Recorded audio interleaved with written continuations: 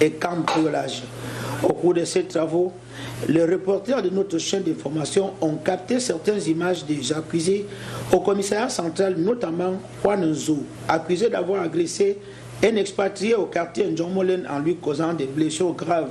Léon Suedjan, accusé d'avoir cambriolé la résidence d'un citoyen équatorien et emporté un poste téléviseur à écran plat.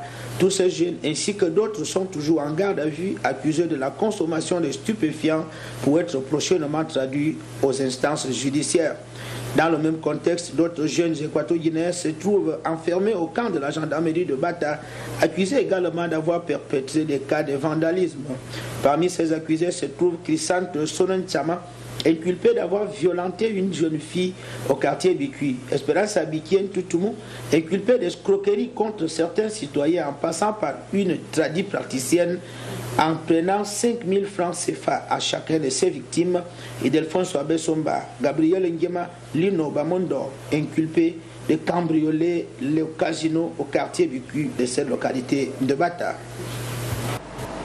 Cap directement dans le chef-lieu de la province de Ouelensas après l'analyse et revue des cas pénals à l'audience provinciale de Ouelensas. Plusieurs sentences de ces cas ont été publiées ce jeudi. Nous en saurons les détails dans le commentaire qui suit. Cette cérémonie de proclamation des sentences définitives a commencé avec le cas judiciaire numéro 37/2020 suivi d'un délit d'homicide, et l'accusé a été condamné à 1 an et 4 mois de prison ferme avec une amende de 3 millions de francs CFA pour la famille affligée. Suivi du cas judiciaire numéro 11/2020 avec l'accusé Armando Ndonwabeso, inculpé d'un délit d'agression avec des blessures graves, condamné à 6 mois de prison avec sursis. D'autres sentences ont été déclarées à cette occasion relatives au cas judiciaire numéro 2, 8, 15, 23, 9 et 28 avec les accusés Modeste Ngorobam, Miguel Angel Imezui, Amidou, Deborah Bissot, Alfredo Ndomba, Célestine Nkulunkulu et Cyril Onkoro et d'autres, inculpés de détournement et violation, qui ont été condamnés à 2 et 3 ans de prison différemment. Le cas numéro 24/2020 a également reçu ces sentences, les numéros 5, 29, 40 et 41, avec les accusés Léoncio et Komasama et compagnons, inculpés d'avoir commis une agression mortelle. Ils ont été condamnés à 5 mois de prison avec sursis.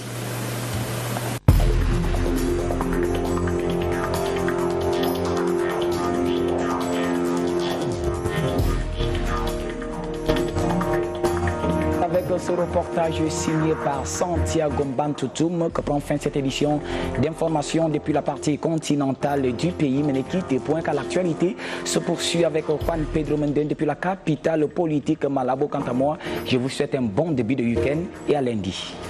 Également à toi, excellent début de week-end. Actualité des dernières minutes, le nouveau diplomate camerounais Désiré Jean-Claude Owonemengele vient de présenter ses copies conformes de la lettre de créance au chef de la diplomatie équato-guinéenne Simeon Oyoné Sonangé avant de le faire prochainement devant le président de la République. Suivant cette cérémonie avec Sergio Bono.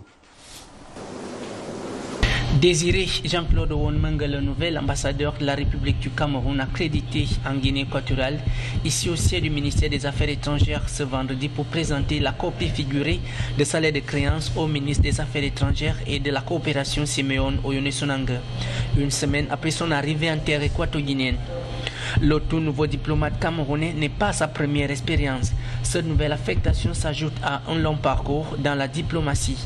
Il promet de se faire continuer l'œuvre de son prédécesseur dans le domaine de la coopération entre son pays et la Guinée équatoriale.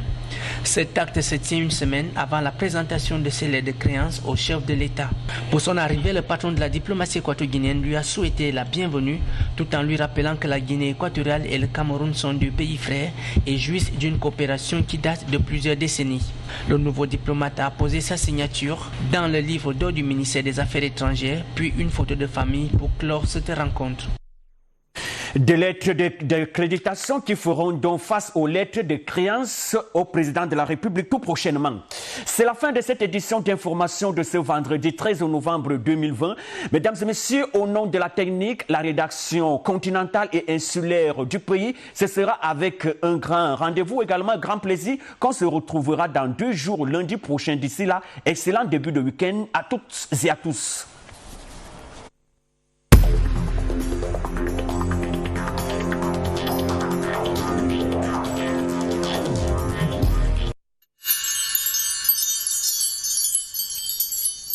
Televisión Guinea Ecuatorial. Les informamos que la señal del canal de Televisión Guinea Ecuatorial Internacional está disponible de ahora en adelante a través de los satélites de SES Astra. Televidentes procedan a migrar sus antenas de dirección en las siguientes coordenadas.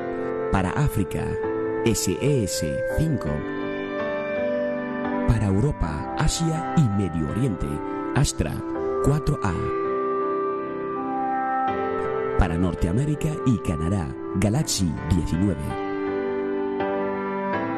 Y ahora síganos en vivo por todo el mundo. Televisión a la carta a través de www.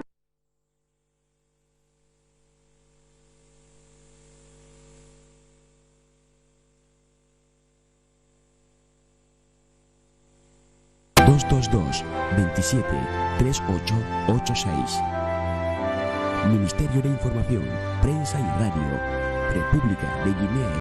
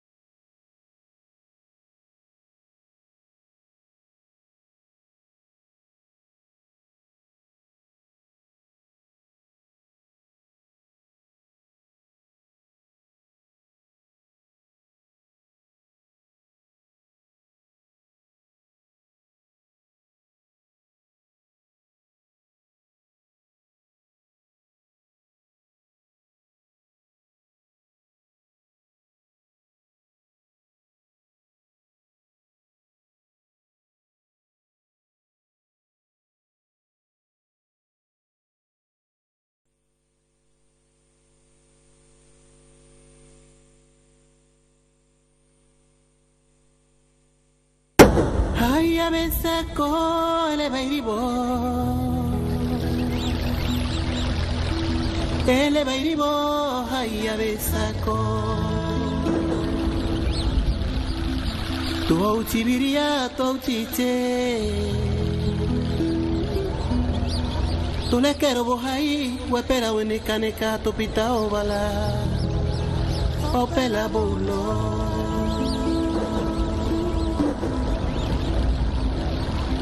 Ay, a veces cole bairibo,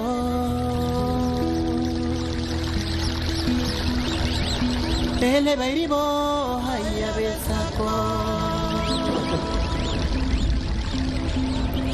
turin pero puesto tita mole,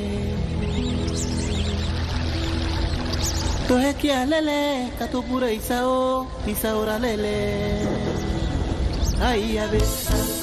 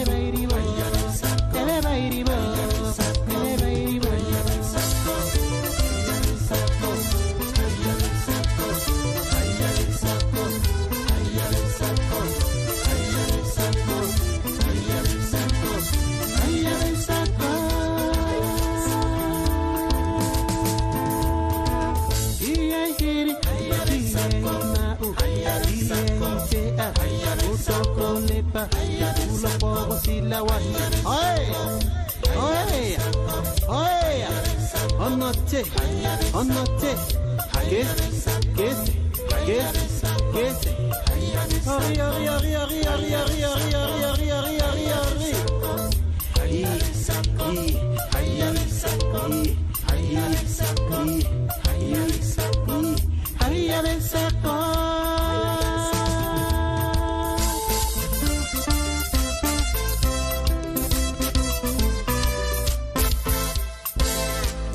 Y la conservación del capital natural y cultural para un turismo nacional sostenible.